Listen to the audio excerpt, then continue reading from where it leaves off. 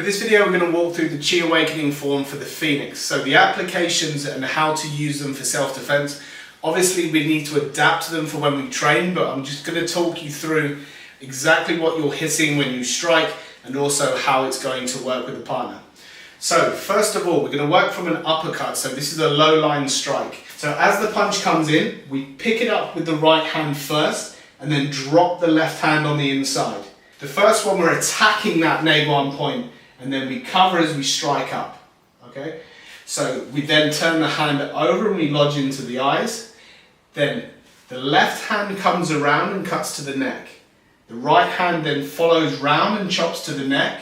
And then we pull both hands in and we strike forwards with the wrists. The hand dropping in here is kind of an emergency technique, something that you might do if you get caught off guard. It's not the best thing because obviously crossing your body and bringing your hand away from guard is always going to draw that left punch in towards the head. So that's going to leave that exposed. But as an emergency technique, you drop your hands and try to hollow your body out just so you don't get hit. Especially if it's a weapon like a knife or something that's going to hit you here, you want to give it a bit of space. Now the left hand's going to take over and strike in again, but they can do it on their own. So it could be as that comes in, we just strike onto that low line and we attack the forearm. It's a nice big area. There's no point in trying to go for the hand or do anything too clever because again, we're not expecting it to come in. Now we need to throw a deterrent back so the hand swipes up this way. We need to take a direct line. This also means that if Dan throws that punch in, we can then pick it up with this hand. As we turn the hand over and re-attack the face, we can just turn it into a palm strike that goes straight in towards the eyes or the nose, anything that will just dig in and just put him off to attack anymore just for the time being. Just return fire as quickly as you can because you need to get on the front foot. So as soon as that's coming, 1, 2, 3 here, we then push towards the face and then bring that chop around.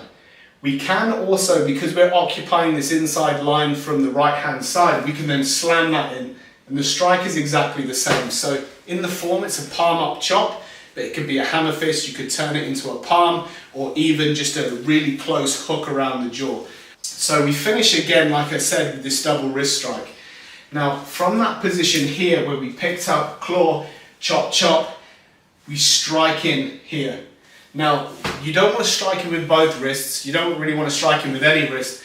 But what it means is that we can now access and cross the line with a forearm. So from this position, if his uppercuts come in and he throws that one up here, we can just push that left one straight up into his neck. And because it's a forearm, we can elbow into the body and just slam that arm forwards, and it also doubles up as a guard for us. So if we can make that bridge and we can just slam that in, we might be able to separate and give ourselves enough room to then follow up with something heavier like a right cross. Dan's going to swing a nice big right punch all the way to the side of the head. So at the same time we're going to turn in, we're going to use the guard. Obviously in the form it's a little bit more open, we just bring the hand out to block and we bring the palm round. But in reality we want that one nice and close just in case it slips round either side or underneath or in any direction that we might not see.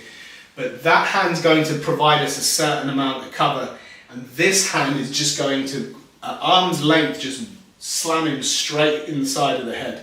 It's nothing too technical. We can look at Dirac points, so you can hit the stomach points on the jaw, you can hit gallbladder 3 up in the side of the head, you can hit the triple heat points, you could even go round to the back of the head and strike into gallbladder 20 or bladder 10 and really kind of percuss the bottom of that skull. But we want to follow through, so we're going to stay towards the front of the head. As that arm comes round, we're going to slam that hand in, we're going to let it drift over, and now I'm on the back of his tricep with my right arm.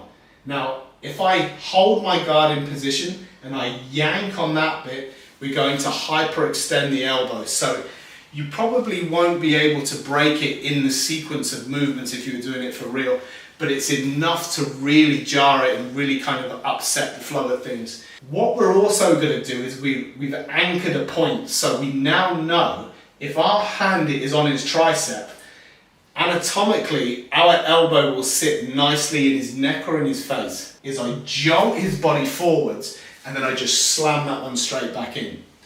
Now, in the form we just shake, so you're representing the strike, but you're not doing the full movement.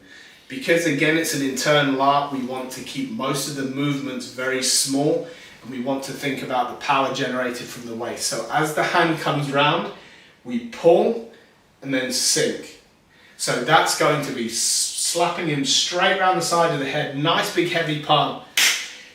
Pull on the back of his arm this way and then slam the elbow straight in. And that's where we get to the end of the form before we reset and go the other way.